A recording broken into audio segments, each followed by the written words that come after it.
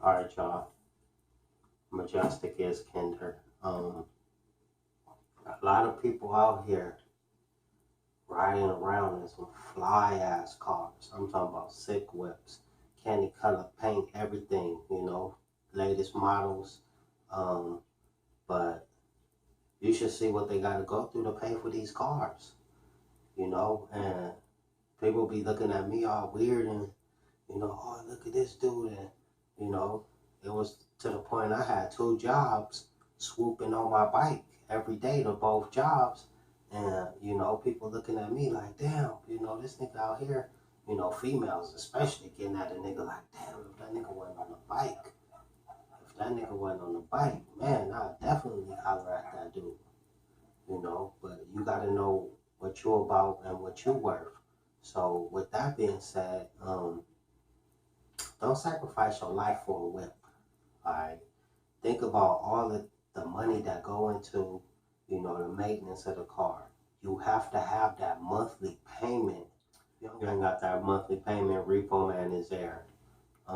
So my best advice to you people out here trying to get on your feet and get a car, go get you a microloan from a credit union. Get you up to like $5,000. Um, when you pay back the credit union, your monthly payment probably be like under $200, no lie.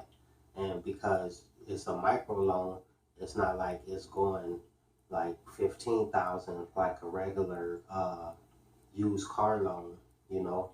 Um, this dramatically shifts everything in your favor. So when you get the microloan from the credit union, you're not paying on the principal or the interest on the card that's going to accumulate 2, 3, sometimes even 4 times what the car is actually worth. So if you go to the credit union, they're going to give you, say, $5,000.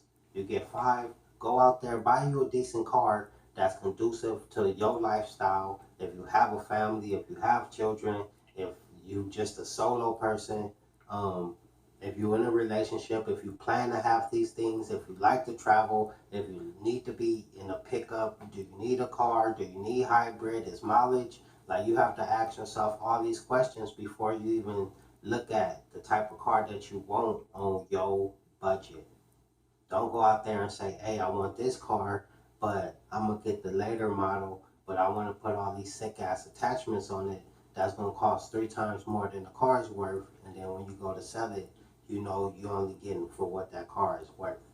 So if you buy a car for 4,000 and you put another 7,000 in rims and, bead and get it lifted and all these type of things, just know that when you go to the resale value, none of that means nothing.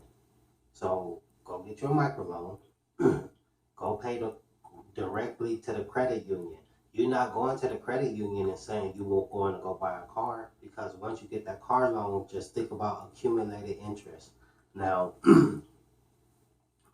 people see me out there swooping, but a lot of people don't know. Like 2 months ago, I had got a 2017 Nissan Sentra, backup camera, little stupid sport button, all this little stuff.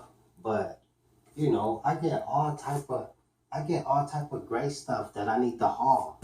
I get all kind of gray stuff that I need to haul, and I was trying to explain to the car salesman, like, dude, I need a truck. If I qualify for something that's 15 plus, get me in a truck. And he tried to give me a Nissan Sentra. So what I do, I kept the car for a week, and then when I gave it back to him, I told him, thank you for the rental car. You feel me? Don't go against my credit or nothing. Didn't even have to put no down payment. Buy. Whipping for a week. Here you go. 17,000 for the car up front. That's what the bank was loaning me. And if you look on the very last payment, I would have wound up paying $32,000 for that car in a period of time, in a period of 5 years. Like that. Because I bought every car I ever had cash. And I had maybe up to 15 cars, and every car I bought cash. The swaggin', you feel me, with the special plates? Yeah. It was nice, but engine was messed up. So I threw that back at the dealership and said, fuck you. You see? And then I went over here to Premier Auto trying to get me a truck. You feel me? If I'm making X amount of dollars, dude seen that like, dude, why you riding a bike? You making such and such a month. It's never been about going out there and making a payment because you don't want to get in a rut. You don't want to be paying $400, $500, and that's just the car, not including insurance. So we're gonna go $500, $600 a month just to roll around to look cool. You know, if you being an Uber or Lyft driver, cool, make your money. But if you just got a regular job, especially if you live in town, you live within 30 miles of your job, you do not need the 2017. You do know my job is 3 miles away. I do not need no 2017 to get from here to there at 31 miles per gallon. You see what I'm saying? But they want to convince you, you look nice in this car. Oh, you going, ooh, I could see you, man. Watch when you get dressed up looking fly. Ooh, the honey's going to be on you. You ain't even got a trip. You got the backup camera, dude. You look fly, dude. Oh, man. Just to sell you that. He's selling you that. So off of that, he getting like 4K. You know? Off of that car sale. Don't do it, man.